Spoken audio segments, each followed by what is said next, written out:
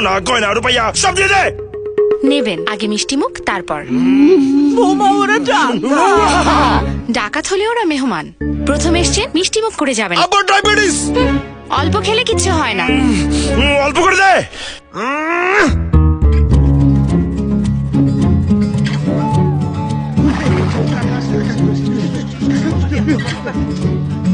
মা, তোর কোনো সমস্যা হলে আমাকে বলবা, আমার কার্ডটা রাখো। পুষ্টি